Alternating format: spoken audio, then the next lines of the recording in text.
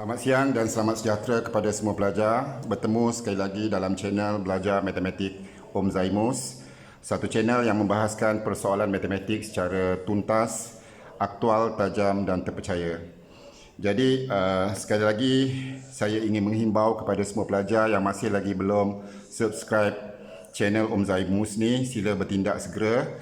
Ini kerana memudahkan anda untuk mengikuti video terkini daripada Om Zaimus. Jadi pelajar sekalian, materi pembelajaran kita pada hari ini ialah luas permukaan prisma. Baik, sebelum ni saya telah mengajar luas permukaan silinder, kon, sfera, piramid, kubus dan hari ini kita masuk luas permukaan prisma. Baik, tengok kertas putih di skrin anda. Kalau kita tengok kertas putih ni, yang atas dan bawah ni kita namakan sebagai prisma. Baik, apa itu prisma? Untuk pelajar mengetahui apa itu prisma, eloknya kita tahu dahulu sifat-sifat geometri bagi sebuah prisma. Baik, kita tengok prisma yang atas ni. Yang bawah pun boleh, tapi kita tengok yang atas. Untuk prisma yang atas, okey, sifat pertama yang boleh kita tentukan daripada kita melihat prisma ini ialah dia mempunyai pelbagai permukaan yang pelbagai bentuk. Contohnya, kalau kita tengok prisma ni, permukaan dia, okey, dia mempunyai permukaan rata. Kalau di atas ni bentuk dia segi empat. Okey, permukaan yang depan ni segitiga. Yang belakang ni segitiga. Yang tegak dekat kiri ni segi empat. Jadi dia mempunyai permukaan rata, sama ada sama bentuk atau pelbagai bentuk. Untuk kes prisma ini, pelbagai bentuk. Jadi sifat pertama yang saya boleh tulis, okey, kita tulis sekarang. Sifat prisma yang pertama ialah mempunyai permukaan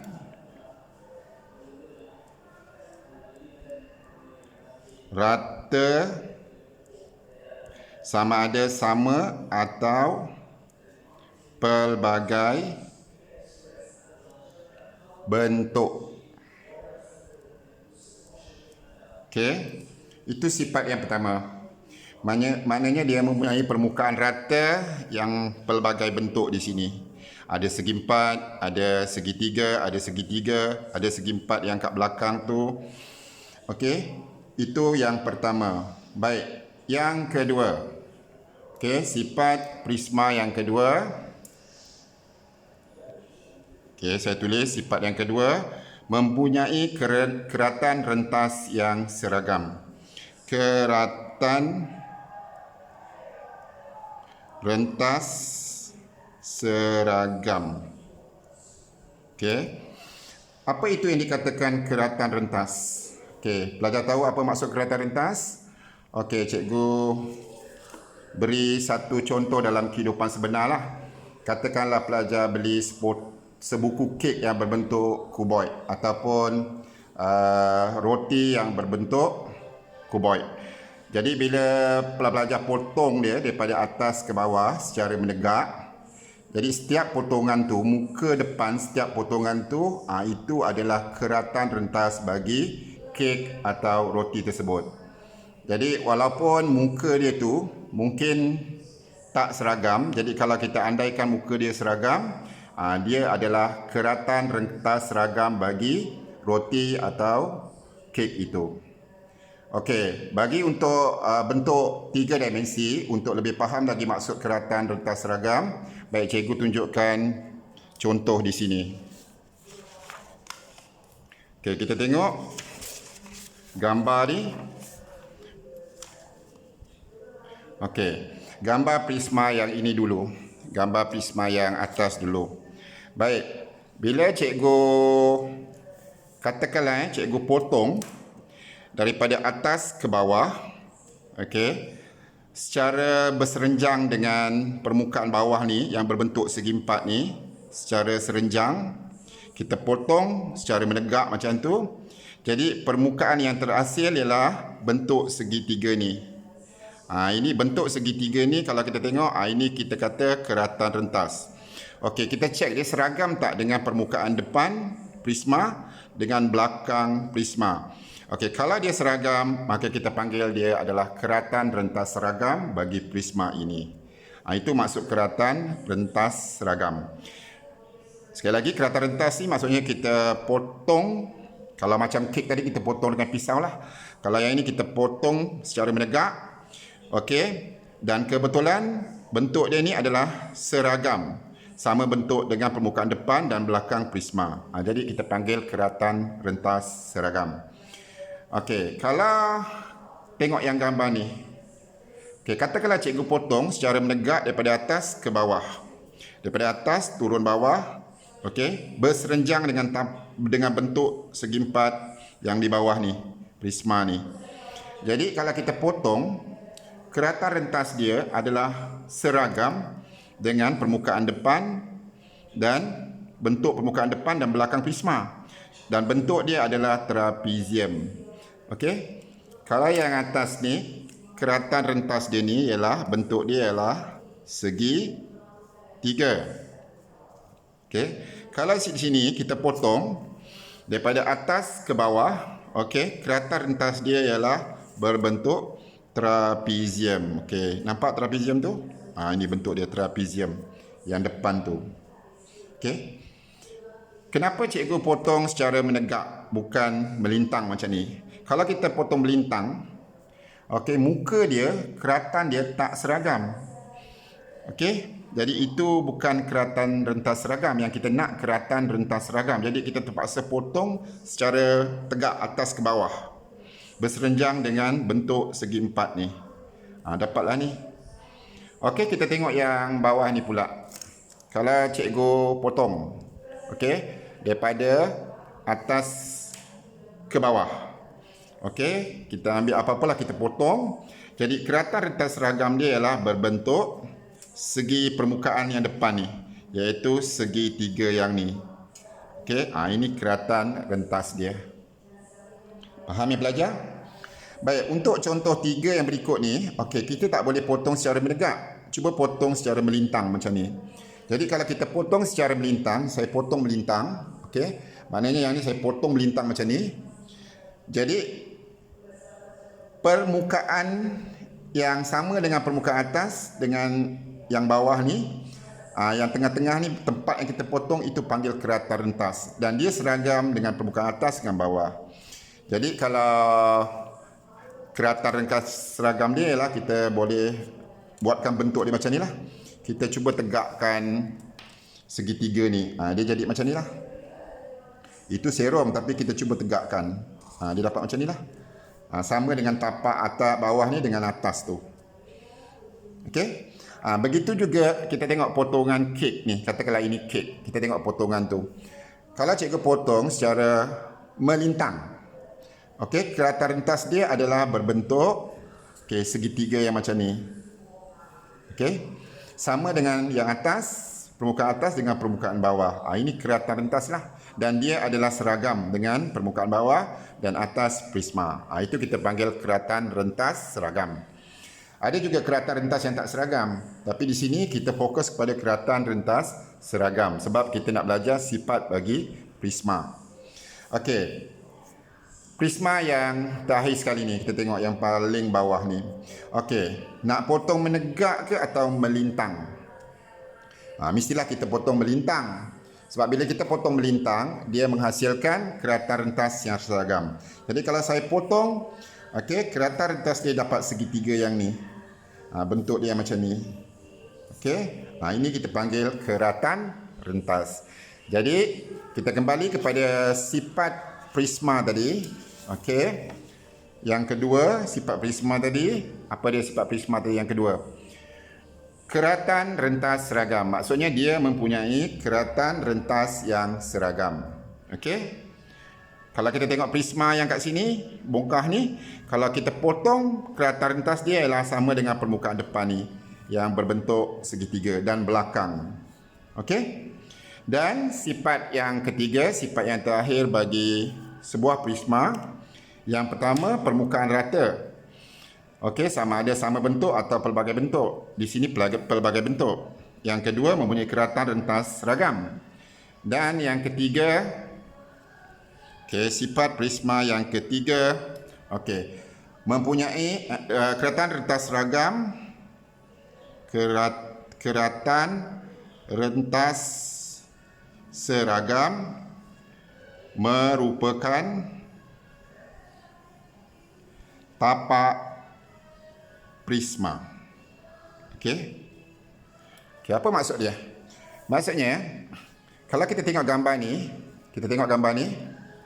kalau kita nampak tapak dia macam yang segi empat ni, permukaan yang bawah sekali, tapi ini sebenarnya bukan tapak.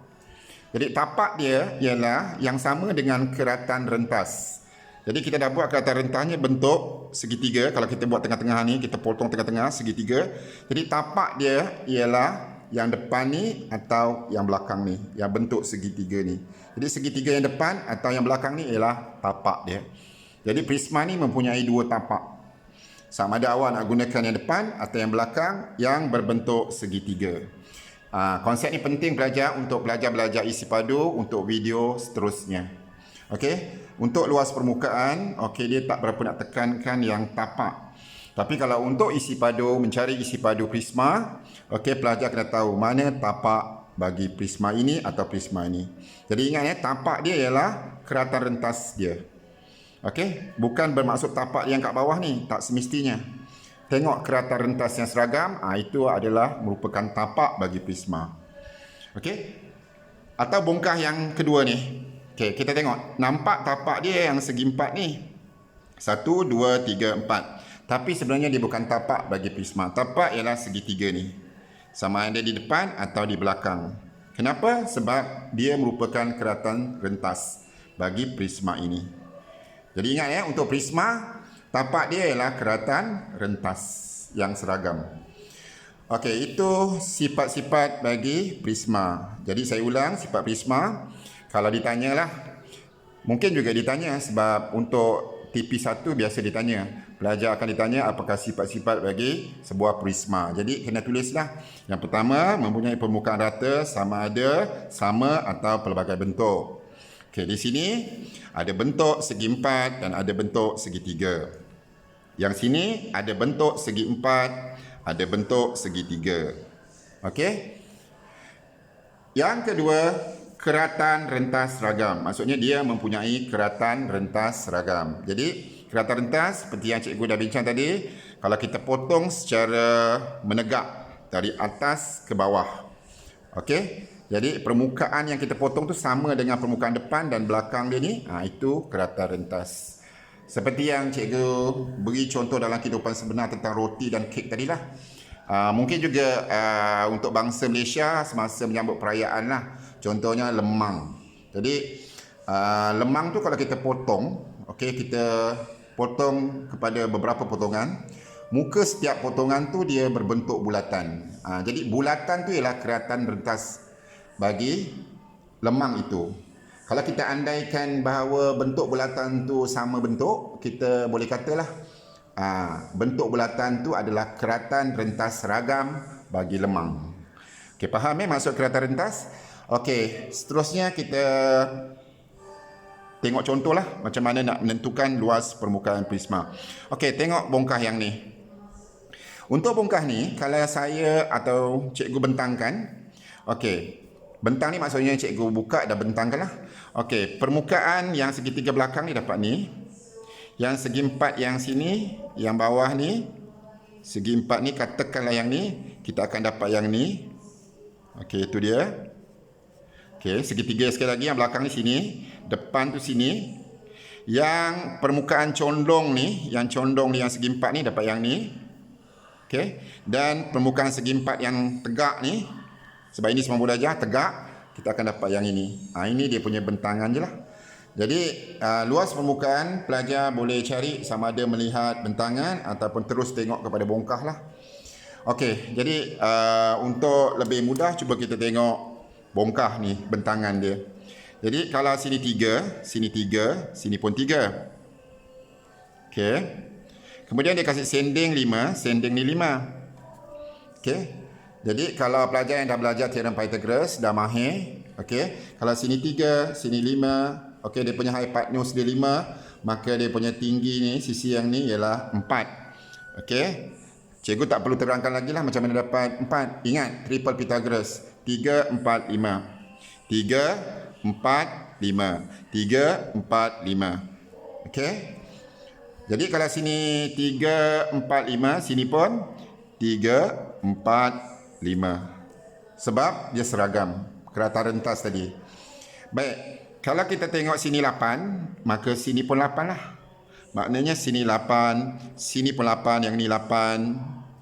Okey, yang ini 8 dan yang ini 8. Okey, faham pelajar ya? Dan kalau kita tengok tadi, sini 3, sini 4. Yang ini 4, maka sini pun 4 juga. Sini pun 4 juga. Maknanya sini pun 4, sini pun 4. Okey pelajar. Okey, daripada bentangan ni kita boleh tentukan luas permukaan dia, kita tambahkan semua permukaan dia. Luas dia, permukaan dia tu semua kita tambah. Okey, jadi apa dia rumus luas permukaan? Okey, dia tidak ada rumus yang khusus, pelajar cuma tambahkan saja setiap luas permukaan prisma ini. Okey, kita tengok yang segitiga. Okey. Okey, cikgu tulis luas permukaan prisma sama dengan 2. Kenapa 2? Sebab kita ada 2 segitiga. Satu yang atas, satu yang bawah. 2, kita darabkan luas segitiga apa? Setengah. Okey, darab tapak. Tapak dia 3, tinggi dia 4. Darab 3, darab 4. Okey. Kita dapatlah. Seterusnya kita tambahkan lagi. Okey. Kita ambil permukaan yang sini. Okey, yang sini. Tadi sini 8, sini 8. Okey, yang condong ni tadi 5, maka sini pun 5 lah. Jadi luas dia ialah panjang kali lebar, 5 kali 8. Jadi 5 darab 8. Okey, tambahkan lagi. Yang ni pula panjang kali lebar, 3 kali 8. Maksudnya 3 kali 8. Tambah. Okey, yang sini, yang terakhir. Panjang darab lebar 4 darab 8, terdarabkan 4 darab 8. Jadi kita tambahkan semua. Okey, yang ini tadi 3 kali 4 12, bagi 2 6, 6 kali 2 12. Tambah 5 kali 8 40. Tambah 3 kali 8 24. Tambah 4 kali 8 32. Jadi luas permukaan prisma ini ialah, okey, kita tambahkan 12, okey, tambah 40, tambah 24, tambah 32. Jadi 108 cm. Ingat unit centimeter persegi. Dapatlah luas permukaan prisma yang ini. Tak kisahlah sama ada pelajar nak tengok daripada bongkar ke atau bentangan. Okey, ini bentangan dia lah. Untuk prisma ni, ini bentangan dia. Baik, untuk prisma ni, ini bentangan dia. Okey, kita tengok contoh yang bongkar ni pula. Okay, kita cari luas permukaan. Jadi, dia beri kalau kita tengok segitiga, sini 6. Okey, sini 6. Sini pun 6. Sini pun 6 lah. Okey, 6 ni sebab dia bersudut tegak, center, titik ni di tengah-tengah, jadi 6. Kalau kita bahagi 2, dapat yang kecil ni ialah 3. Jadi, teorem Pythagoras sekali lagi. 3, 4. Jadi, di sini 5.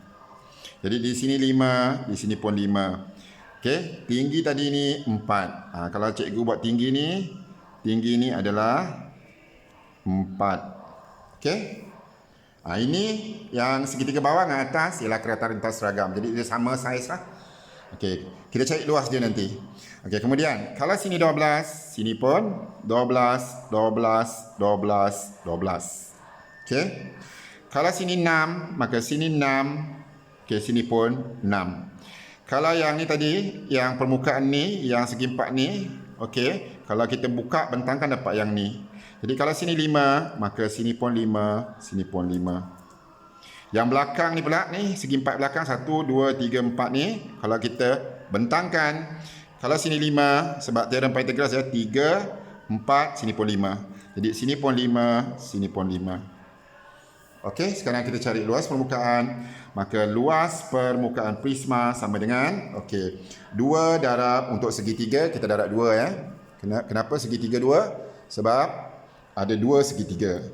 Setengah, luas segitiga setengah darab tapak 6, darabkan tinggi 4. Okey.